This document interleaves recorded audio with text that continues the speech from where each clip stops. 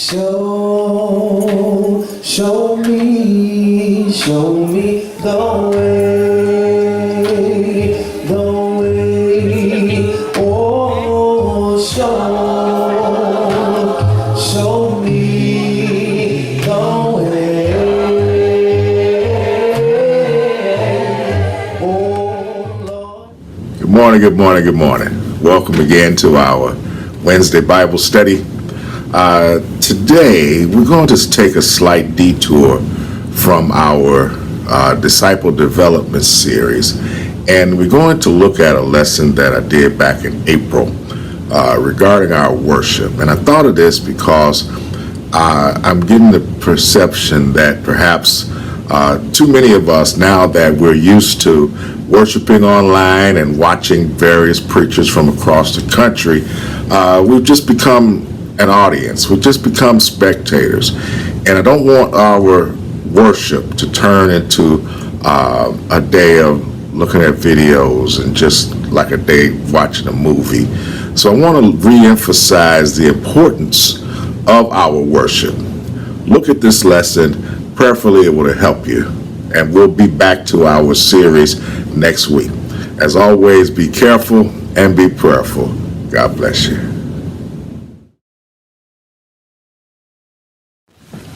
Good morning. Because of the recent outbreak of the coronavirus and the resulting bans on public gatherings, many churches have begun offering video and audio worships for their members. This is new to us, and I fear that many are not approaching these forms of worship in the proper manner. Because we have not gathered together with one accord and in one place, God is still worthy of our worship. Many are not giving God the reverence that he deserves. And I want to assure our listeners that whether we're together or apart, we should be honoring God in our worship. Whether we're allowed to come to the building or if we're following the stay-at-home order by the government, Jesus is still worthy of our worship. Don't let Satan make you worship unacceptably. Now, by law, we cannot gather together. That's the only reason that these steps are being taken. When the danger is past and the ban has been lifted, God's people will be required once again by the writings of the Apostle Paul in Hebrews chapter 10:25 to not forsake the assembling of ourselves together.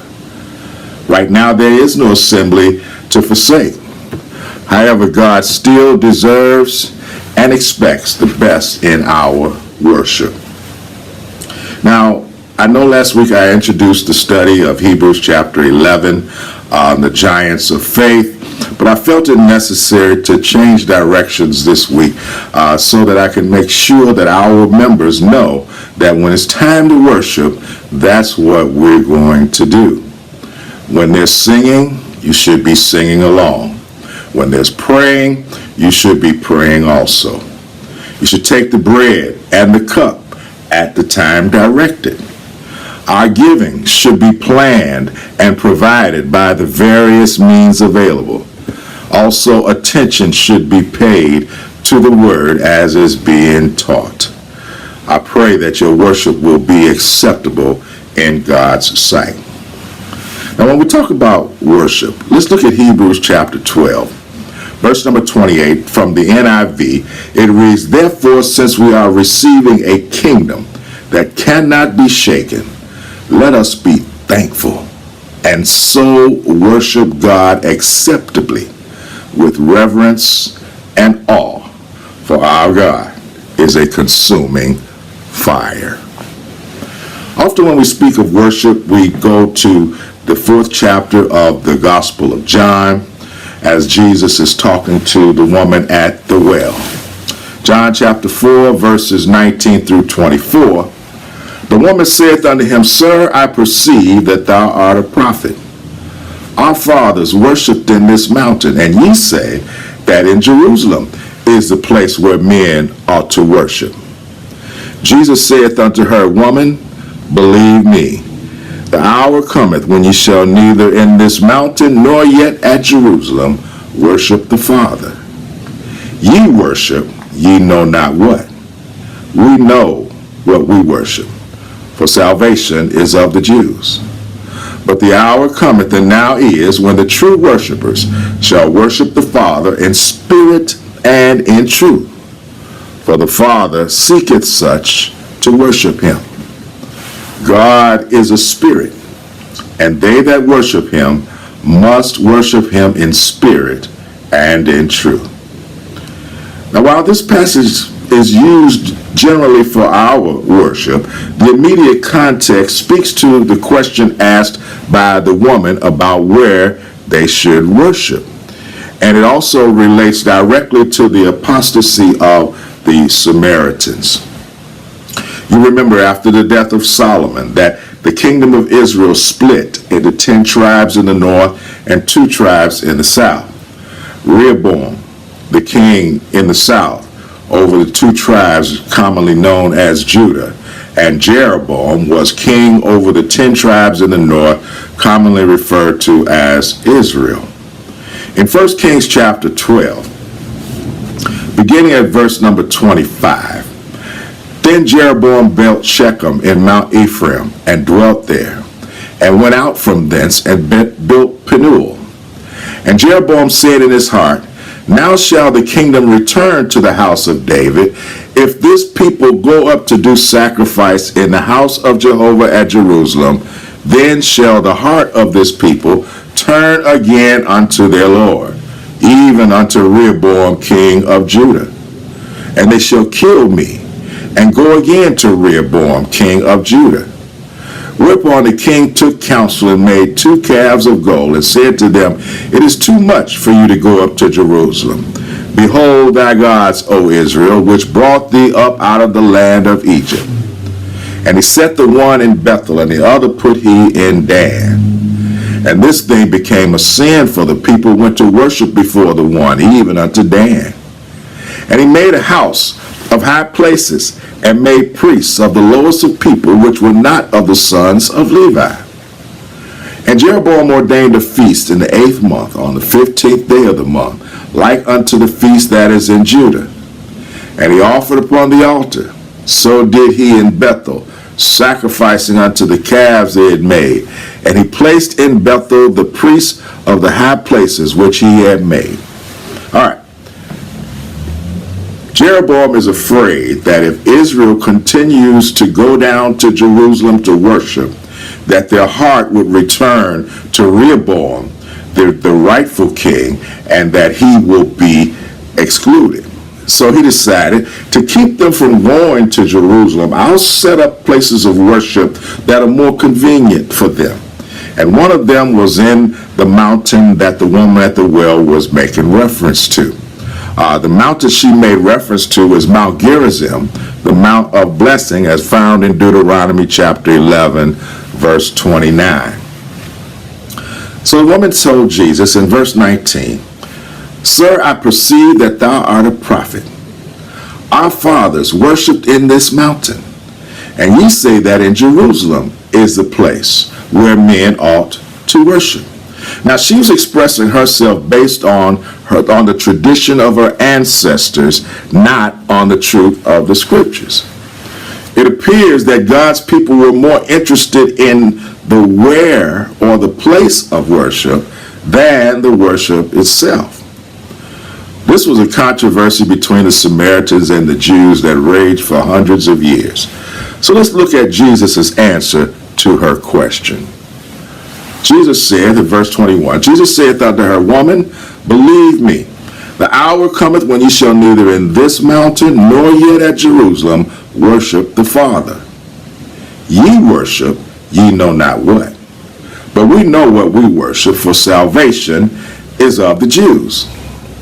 But the hour cometh, and now is, when the true worshipers shall worship the Father in spirit and in truth. For the Father seeketh such to worship him. God is a spirit, and they that worship him must worship him in spirit and in truth. Verse 21. Jesus saith unto him, Woman, believe me, the hour cometh when ye shall neither in this mountain nor yet at Jerusalem worship the Father. Jesus is saying a new age is coming, the hour cometh, in which the place will be irrelevant. This age-old argument of where God is to be worshipped is going to soon be over. The hour has come, and thankfully we can worship God wherever we want to.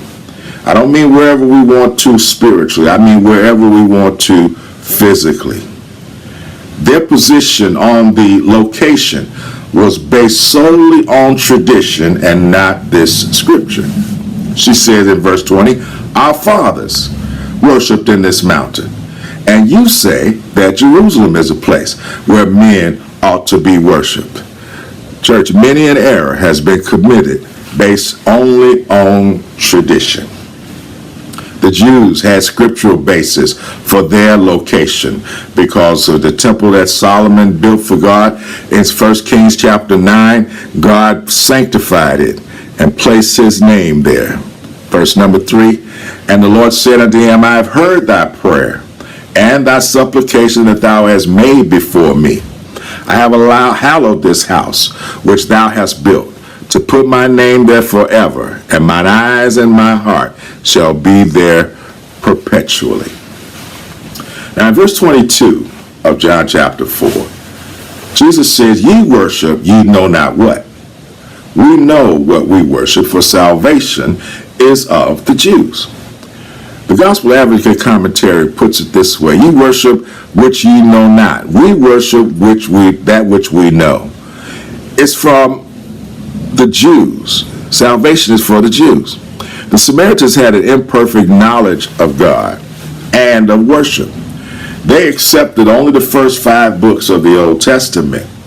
They rejected the prophets, the major prophets, the minor prophets, and they kept them from knowing many things about the nature of God and his will. Therefore, they were in error regarding not only where to worship, but also how to worship acceptably. The fourfold gospel commentary says of this verse, Jesus here speaks as a Jew and draws a comparison between the intelligent worship of his people and the ignorant worship of the Samaritans. Though the Samaritans possessed the Pentateuch, they were without the revelation of God which the prophets of Israel had developed, and their worship was neither authorized nor accredited by God. Moreover, it led toward nothing, for salvation was evolved from the Jewish religion and not from that of Samaria. Because of this fact, it appears to me that you cannot know who you worship unless you learn about God from the entire Bible. The Samaritans didn't have the entire Bible, so they did not know of all the errors that Israel made, of all the punishments that God inflicted, of all the promises that Jehovah had made, or about the Christ of prophecy. They couldn't worship God properly because they had a limited knowledge of God. Verse 23 in John chapter 4, Jesus said, But the hour cometh, and now is, when the true worshipers shall worship the Father in spirit and in truth. For the Father seeketh such to worship him. Jesus is talking about the coming kingdom. He's not talking about a location, whether in this mountain or in Jerusalem. But he's saying that God is looking for those to worship him in spirit and in truth. He draws the mind of the woman from the place of worship to the person or being that's being worshiped, and from the form to the spirit of worship. God seeks for genuine and not formal worshipers, for those who worship in truth.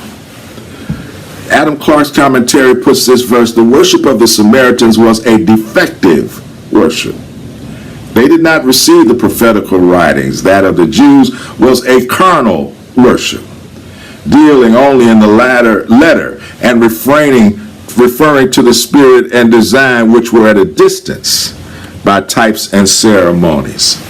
Adam Clarke's commentary says, the gospel of Christ showed the meaning of all these carnal ordinances and the legal sacrifices which had all their consummation in his offering of himself. Thus, a spiritual dispensation took the place of the carnal one which came before it. The preaching of the gospel allowed the true nature of God, of salvation, and of the human soul, of earthly and of heavenly things. And because of this, it is put in opposition to the defective Samaritan worship. So we see through scriptural examples that worship can be done acceptably or unacceptably. Look at Genesis chapter 4, verses 3 through 5. And in the process of time it came to pass that Cain brought of the fruit of the ground an offering unto Jehovah. And Abel, he also brought of the firstlings of his flock and of the fat thereof. And Jehovah had respect unto Abel and to his offering, but unto Cain and his offering he had not respect. And Cain was very wroth, and his countenance fell. Now, much speculation has accompanied this episode as to why one sacrifice was acceptable and one wasn't. But Paul gives us an answer to that question that can also be applied to us, and it has to do with our faith. Hebrews chapter 11, verse number 4, by faith Abel offered unto God a more excellent sacrifice than Cain, by which he obtained witness that he was righteous, God testifying of his gifts, and by it he being dead yet speaketh. Abel was able to please God by his faith. The real lesson is that God will not accept worship that is not consistent with his demands. Genesis chapter 4, verse 7, God tells Cain, if thou doest well, shalt thou not be accepted? And if thou doest not well, sin lieth at the door. Our worship must have a spiritual approach and be consistent with the truth of the scripture. Worship is honor, reverence, homage in thought, feeling, or act paid to God and to Christ. It carries with it the idea of showing the worth of the object of our worship. It is the praise, adoration, and reverence of God, both in public and private. A celebration of the worthiness of God by which honor is given to his name. When we examine the examples of worship in Scripture, we can easily sense the awe in the believer as every capacity is focused on God and who he is. Here too, we sense the true meaning of worship as praise and adoration of God for who he is. It's not merely acts, but a mindset that accompanies the acts. With the proper mindset, it's easy to see how each act can be seen as giving honor, praise, and showing adoration to God and his son, Jesus Christ. If we remember that we're worshiping him, we are giving him worship. We are more apt to please him. When you worship, giving to God should be the main thing on your mind. God should be on your mind. Christ should be on your mind. They should be approached with reverence and awe and gratitude. And that does not come naturally or by accident. It requires a conscious effort. When you come to worship, you should come ready to give.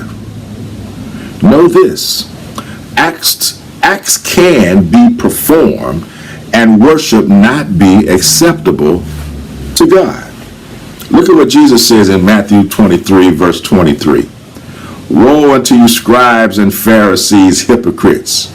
For ye pay tithe of mint and anise and cumin, and have omitted the weightier matters of the law, judgment, mercy, and faith. These ought ye to have done, and not to leave the other undone. Jesus showed that just strict obedience to the ritual only is not enough. Listen to what Paul tells the church at Corinth in 1 Corinthians 13, 1 and 3. Though I speak with the tongues of men and of angels and have not charity, I am become as sounding brass or a tinkling cymbal. And though I have the gift of prophecy and understand all mysteries and all knowledge, and though I have all faith, so that I can remove mountains and have not charity, I am nothing. And though I bestow all my goods to feed the poor, and though I give my body to be burned and have not charity, it profiteth me nothing. Paul is telling the church at Corinth that you can do the steps, but there's a spiritual component. And I want to make sure that all of our listeners understand that while we are sheltering in place, and while we are maintaining social distances and following the mandate against gathering, we want to make sure that when we worship, that we're worshiping God in spirit and in truth. And may God bless you. Show me the way, oh, show me the way, oh, Lord, I am down here, Lord, and I need your power. Show me the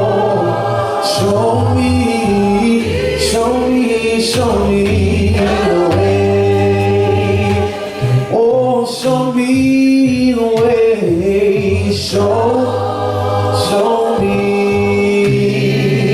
Show me the way. Oh Lord, show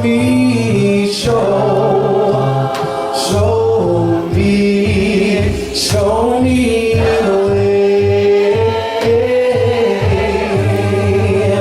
Lord, I'm down here, Lord, and I need your power. Show me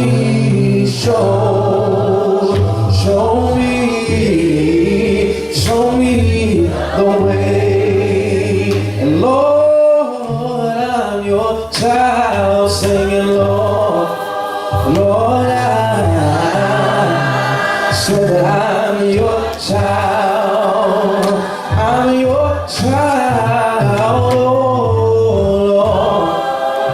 Lord, I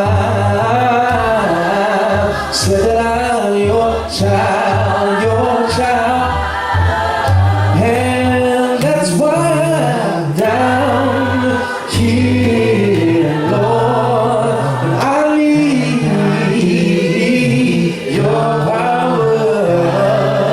Show me the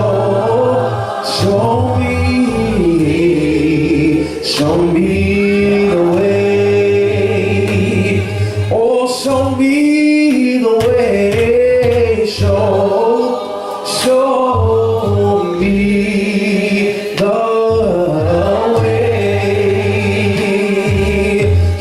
me the way. Show me, sing, show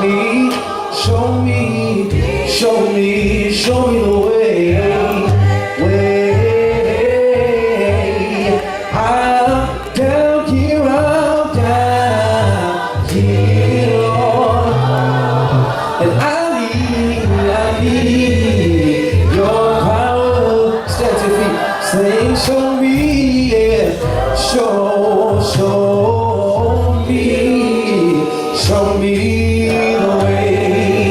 I'm down here, you know that I am down here.